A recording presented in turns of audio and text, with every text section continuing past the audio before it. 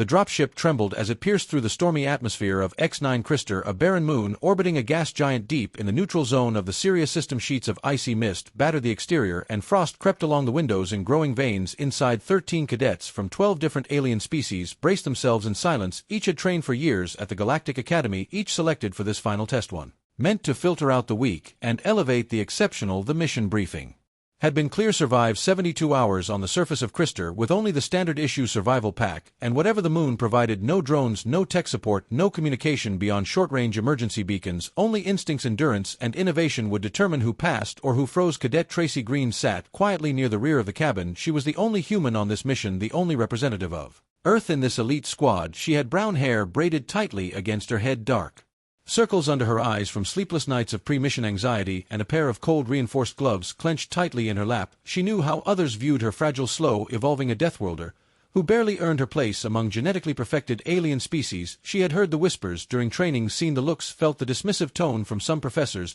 who couldn't understand why a human cadet had made it this far. Across from her, Cadet Zora, broad-shouldered, silicorn with translucent skin and a natural exosuit that adapted to the cold, sneered in her direction. He wasn't trying to hide it. She ignored him. His breath steamed in the cold air despite the ship's internal heat regulation. Even he seemed to feel the chill creeping into the cabin that was saying something. The dropship's computer announced their descent was complete. A moment later the hatch opened, letting in a blast of cutting wind and a blinding glare from the twin suns, reflecting off endless fields of blue ice and jagged crystalline peaks. The temperature instantly dropped, slapping exposed skin with a bite sharp enough to draw tears. Tracy stepped out last, letting the others disembark ahead of her. She knew she would be underestimated. She had counted on it. The surface of X9AR stretched out like a hellish wonderland, beautiful, treacherous, and vast. Glacial ridges rose like frozen waves in the distance, their edges glinting like shards of glass. Ice storms raged at the horizon. No vegetation, no visible shelter, just an expanse of lethal white silence that could kill any unprepared organism in under an hour. An alien instructor stood before them, his body clad in reflective armor, eyes hidden beneath a visor. He raised his hand for silence, and despite the howl of the wind, everyone could hear him through the comm link embedded in their helmets. You have 72 standard hours. Survive. We will retrieve you at this exact location. Your packs contain 1 emergency beacon, 2 rations, thermal gloves, a fire starter, and a multi-tool. Use your species strengths. That is all. The instructor stepped back into the dropship. The door hissed shut behind him, and then it was just the cadets, 13 of them. Some wasted no time. A Yari female immediately darted across the snow, her quadruple-jointed limbs carrying her toward a distant ridge where heat vents were rumored to exist. A bulky grav male slammed a stake into the ice, activating a temporary shelter that inflated with a mechanical hiss. Another cadet, a tall insectoid named Physician, began scanning the ground with thermal vision lenses built into her mask. Tracy stood still, her boots sank slightly into the crusted snow as she surveyed the land. The wind clawed at her suit, and her visor frosted over in seconds, forcing her to wipe it clean. Her breath came out in visible clouds, and she could already feel the cold seeping into the gaps of her collar. It wasn't just the cold, it was the kind of cold, the kind that didn't care about bravery or endurance. It only punished mistakes. She moved away from the others, pacing herself slowly. She knew better than to sprint like the Yalari or spend energy establishing a perimeter like the Gravorn. This place wasn't meant to be conquered, it had to be outlasted. That meant patience. After hiking for 10 minutes across uneven ground,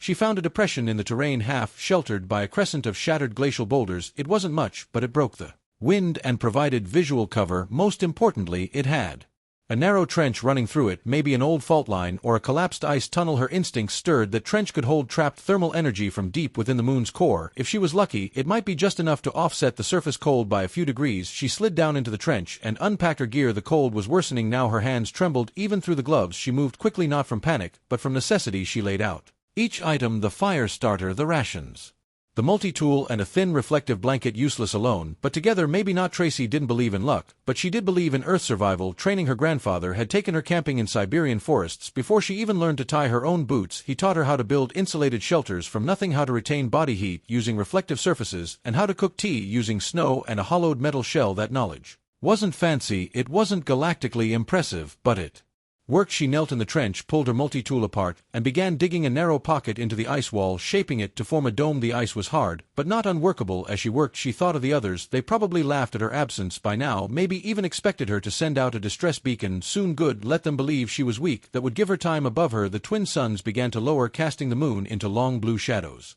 The temperature dropped another 6 degrees, her suit's heating fibers flickered, then stabilized, just barely. She couldn't count on it for long. Batteries failed fast in these temperatures. By nightfall, she had hollowed enough space to crawl inside. She lined the interior with a reflective blanket and jammed her pack at the entry to seal the opening. Then she took a small handful of dry snow, packed it tightly, and placed it into her metal cup. She activated the fire starter, watching the tiny orange flame flicker to life. Heat, fire, the most primitive tool of all, and still undefeated. As the water slowly melted, she leaned back against the ice wall and closed her eyes. Her muscles ached, her fingers were numb, but her shelter was real. Her body was intact, her mind was clear. She had survived the first day, and tomorrow she would do more than just survive. By the time the first of the twin suns disappeared beyond the frozen Regio lines of X9 Christer, a different kind of silence settled over the moon, not the silence of peace, but the brittle quiet of things failing, of confidence breaking down one icy crack at a time inside the shallow ice capsule she had constructed. Tracy opened her eyes to a faint blue flicker bouncing off the walls. The fire had long since dimmed to coals, but the heat lingered. Her thermal cup, still half of melted snow, radiated a weak warmth. It wasn't luxury, but it was life. She pulled her gloved hand to her face and peeled it back,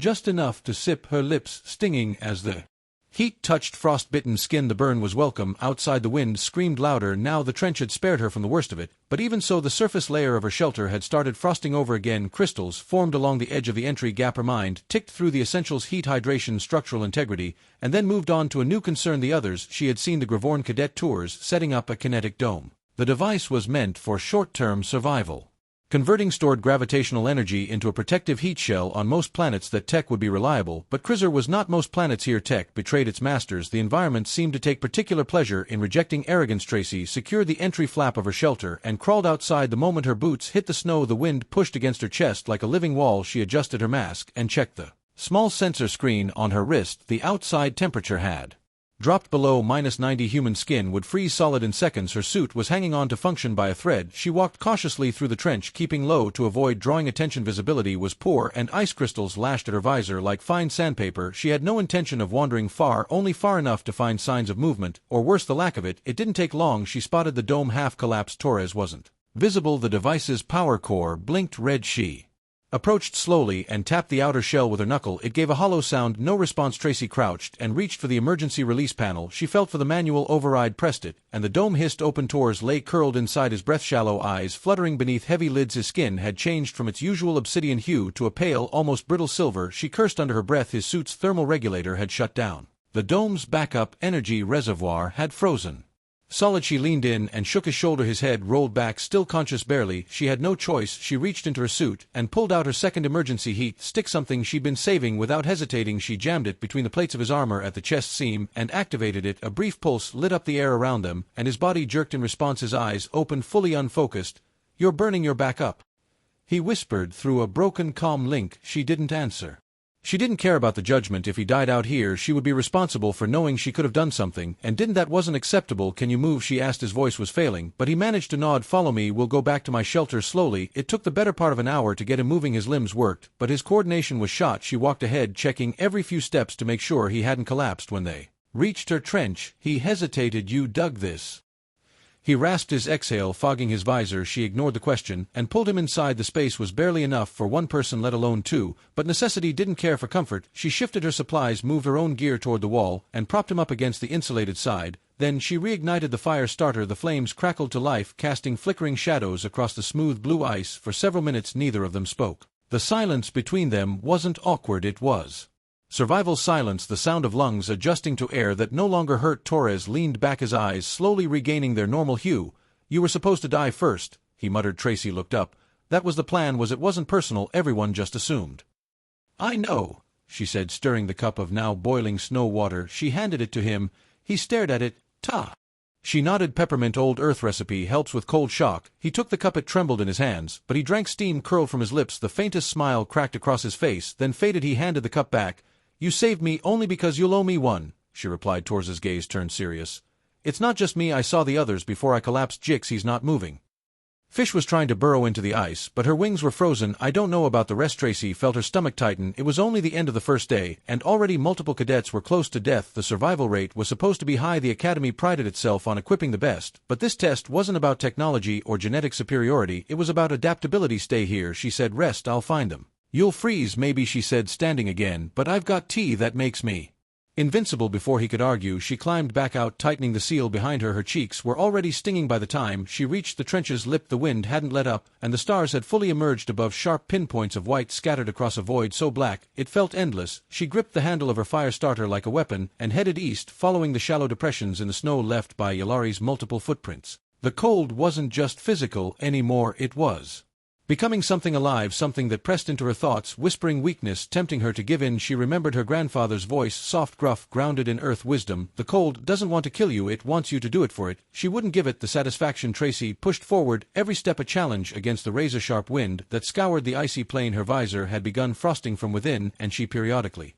had to lift her glove to wipe it clear with the edge of her sleeve. The peppermint warmth in her throat had long since faded, but the memory of it carried her somewhere ahead of her. Physician might still be alive, maybe Jix was likely gone. She couldn't focus on the numbers, she focused on the possible. Her path curved around a ridge, where a cluster of jagged ice spires jutted from the ground like frozen teeth. Between them, the snow was pitted with grooves and shallow holes. Tracy slowed. These weren't random formations, someone or something had attempted to dig here. Her eyes caught the glimmer of an antenna. She hurried forward. Fiji lay partially buried, her chitinous body curled into itself, her secondary limbs folded tight. One wing had cracked down the middle and frozen into that shape. Her breathing was shallow, visible only as faint clouds around the edges of her mouthpiece. The snow around her had been carved into shallow hollows, probably from a failed attempt to tunnel. Tracy knelt beside her and placed a hand against her upper thorax.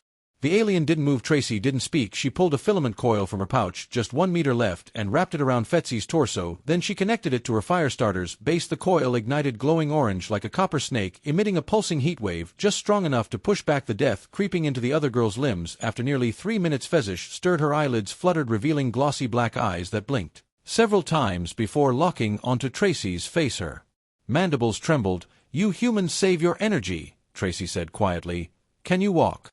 Fish's antenna twitched twice. "Short distance legs, slow cold damage, will go slowly," Tracy replied. The coil wouldn't last long. She unwound it and stuffed it back into her pouch, the ends already blackened and brittle. Then she wrapped one of Fez's arms over her own shoulder and began leading her back. The wind didn't let up, but her direction was good. The trench reappeared through the drifting haze, and the outline of her shelter came into view when she reached the edge and helped Fazishi down.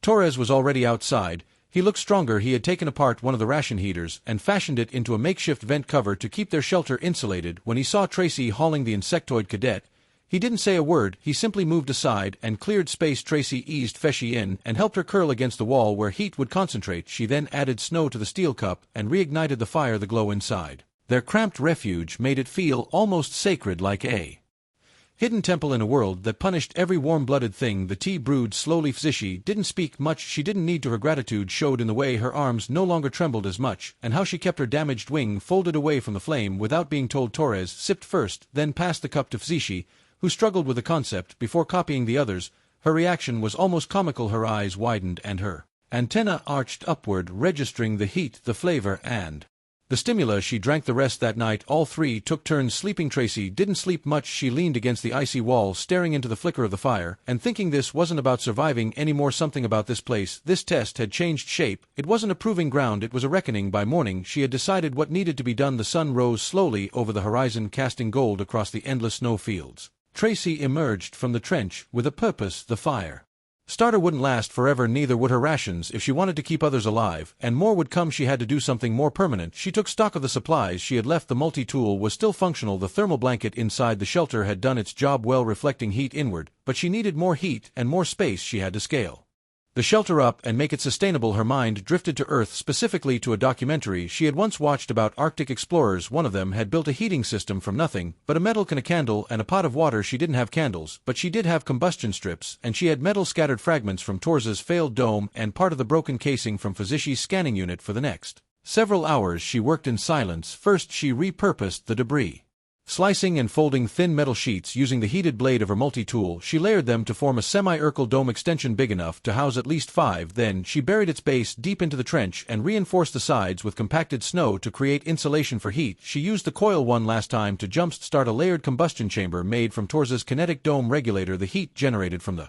kinetic spark was weak, but she engineered a simple cycle that could Store the energy into the metal basin, slowly warming a pot of water above it. She placed her steel cup on top, filled with snow. Within 20 minutes, the water bubbled. It was far from a reactor, but it worked with careful management. The shelter would stay at survivable levels. The trick was airflow, too much insulation, and the oxygen would deplete too little, and the wind would kill them. She made a vent flap using a piece of synthetic canvas angled against the wind to allow filtered air to enter while keeping heat from escaping too quickly. She tested it herself, sitting inside the dome for over an hour. Her body temperature remained stable. She no longer had to rely entirely on the fire starter. The system was weak, but self-sustaining. She stepped outside and inhaled sharply. The cold still stung, but it no longer frightened her. By sunset, another cadet arrived. This one, a tall feline-like male named Roland, was nearly unconscious. Torres saw him first and ran to get Tracy. Together they pulled him in.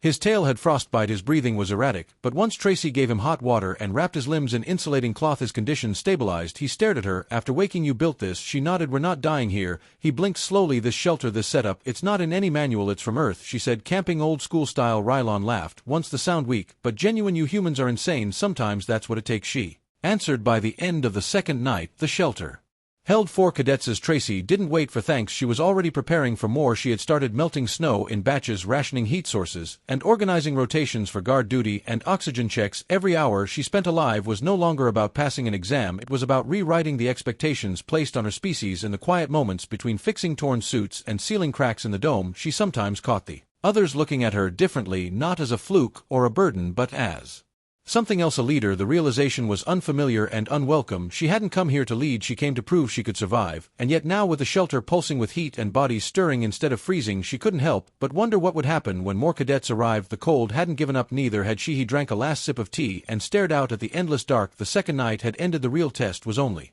beginning. The third day began not with light, but with the tremor of footsteps crunching through hardened snow. Tracy snapped awake instantly, her fingers already gripping the fire starter she had kept beneath her thermal cloth. The others stirred behind her, bundled against the rounded inner wall of the shelter, where the warmth remained strongest. Outside, faint voices echoed against the ice. She unsealed the flap and stepped into the pale blue dawn. The horizon was smeared with mist, and beyond the trench's edge 2 figures approached. One moved with steady but labored steps, his posture upright and head scanning from side to side. The other stumbled behind him, dragging one foot and clinging to the first cadet's arm. Tracy climbed the ridge to meet them halfway. The first was VRE, a towering gray-skinned reptilian male from the Dolak Empire. His body armor had cracked along the shoulders, and patches of ice crusted his back. His breath came out in thick, controlled bursts. The second was a slender humanoid female, one of the few from the water-based Alan species. Her skin, which shimmered silver blue in normal conditions, had dulled to a lifeless gray. Her limbs trembled as if resisting rigor mortis. She's freezing, VRE said, his voice rough and accented. I carried her from the East Range. Tracy nodded and turned, leading them into the trench inside the shelter. Fezzi shifted immediately, clearing space with her remaining good arm. Torres grabbed the last intact heat blanket and laid it over the Elenon girl as VRE carefully lowered her to the ground. Tracy checked her pulse, weak but present. She didn't waste time speaking. She handed Roland the water flask, gesturing for more snow to be melted. Rex sat in silence for several minutes, watching Tracy as she worked. When she finally glanced at him, his gaze didn't hold mockery or skepticism, only study. You built this shelter? He asked. Yes, she replied, not looking up. You've sustained all of them for 2 days? 3 now, she corrected. He considered that for a moment. That makes you the highest performing cadet here. I didn't do it for performance, doesn't change the outcome, he said. Tracy said nothing more. The Elenan girl stirred weakly, letting out a low moan as the warmth began seeping back into her muscles. Tracy sighed in relief. The shelter, now crowded with 6 bodies, had reached its limit. The air inside was heavy, and condensation dripped slowly from the ceiling, refreezing at the edges. The makeshift ventilation flap kept the environment breathable, but just barely. Tracy knew she had to expand it again later that afternoon. After checking everyone's vitals and reinforcing the base of the dome, she stepped outside and surveyed the horizon. The weather was holding, but the wind had begun to shift. Subtle but distinct, a storm was coming. She returned to the shelter and crouched beside Torres. I need your help. Of course, he said. We're going to build a second dome.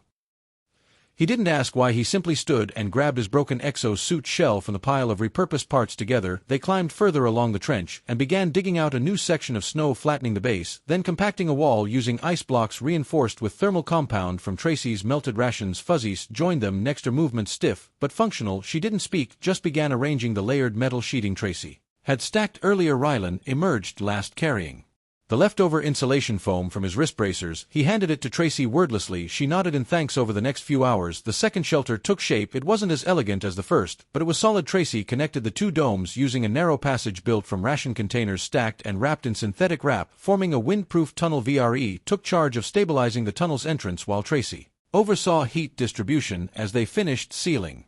The structure, a piercing screech broke across the sky. All heads turned upward as a dark silhouette darted overhead, trailing smoke. The dropship, it wasn't landing, it was scanning. A beam of red light swept the area. The survival check. Once per day, the Academy passed overhead to track vitals and mark cadet positions. If a beacon was activated, or if vitals dropped too low, the dropship would dispatch a drone for medical extraction, but those extracted were automatically disqualified. Tracy's wrist monitor buzzed twice, a signal confirming that her vitals and those of her companions remained within acceptable ranges. She exhaled slowly, but one set of vitals somewhere nearby must have failed. The ship lingered above the eastern ridge longer than expected. A drone detached from its hull and dropped from sight. Tracy looked at VRE.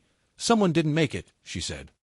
He didn't respond that night. The storm arrived. The wind howled with fury, slamming into the trench walls and shaking both domes.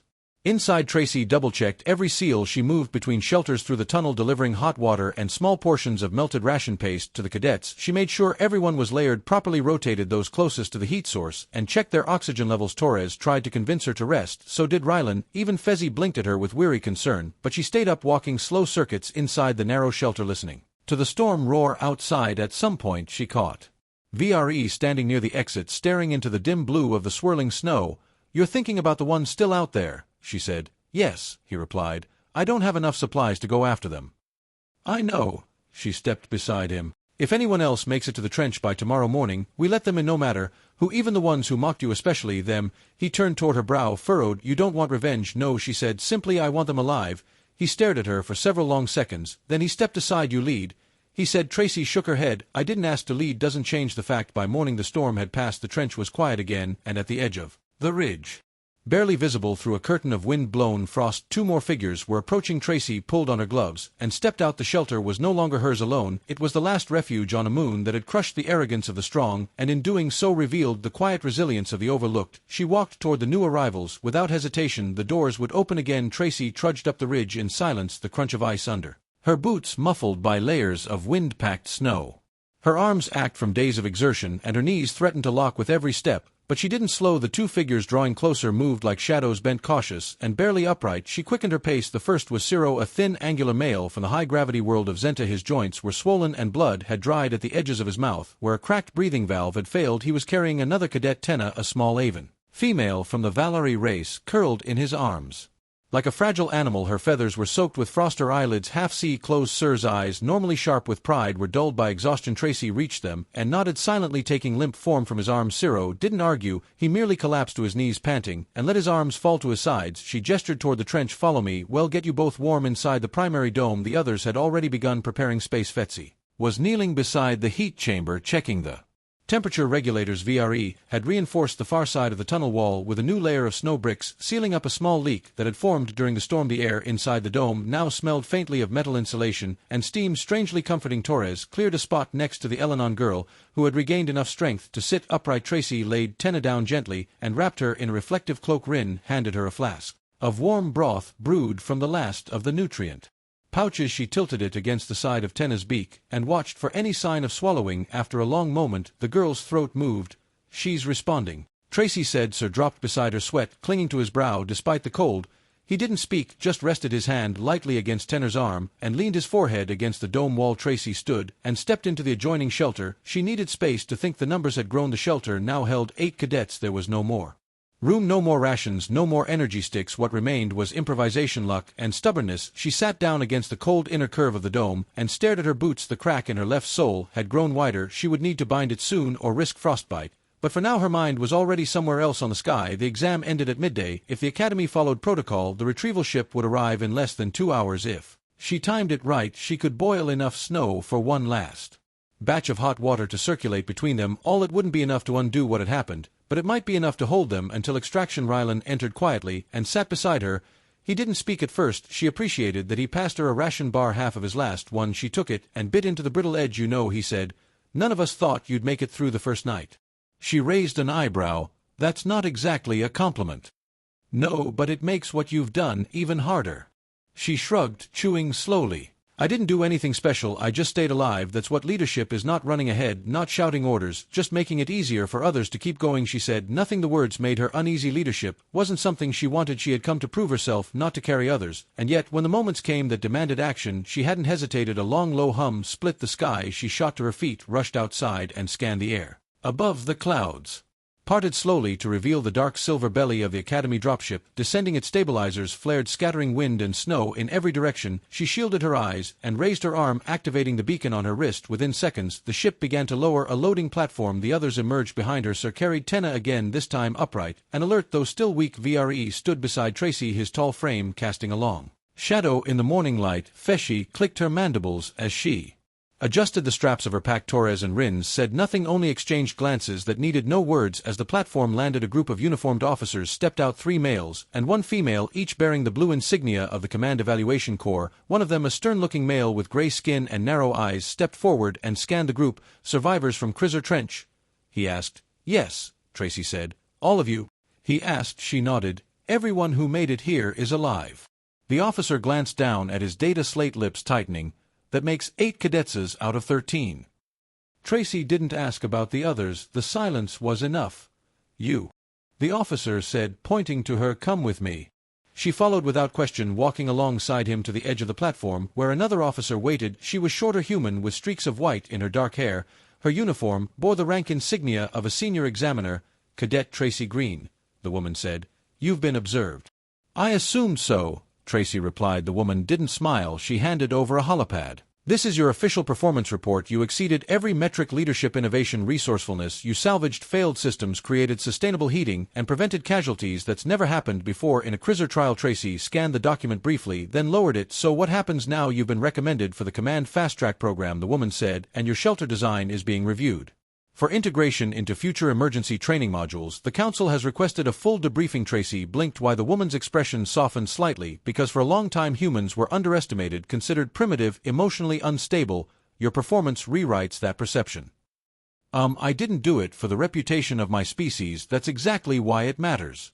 The woman replied. The rest of the cadets were already being ushered onto the ship. Each offered medical assistance and survival debriefs. Fetzi paused at the ramp and turned back to Tracy, raising a hand in quiet salute. Tracy nodded in return. As she stepped onto the platform, the cold wind of Krizer struck her one last time, sharp and bitter. She didn't flinch. She walked into the ship without looking back. 2 days later, she sat in a clean debriefing room on the central station orbiting the Academy. Her hands were no longer frostbitten, her lips no longer cracked. She wore a new uniform now. The black and silver of the command tracker nameplate was still temporary. The instructor who sat across from her was one she remembered from orientation, an older male who had once told her half-jokingly that humans survived more out of accident than intent. He didn't joke. Now you've redefined our expectations, Cadet Green, he said. Your file is now required reading. I just followed logic, she replied, and made tea. He chuckled. That too. Later, when she walked the polished corridors of the station, others turned to watch. Some nodded, a few saluted. She kept her head down. She wasn't interested in fame. Her mind was still in the trench, still surrounded by frost and fire and cracked helmets and shivering fingers. She had gone to the frozen hell of survive. She had returned with something far rarer: respect.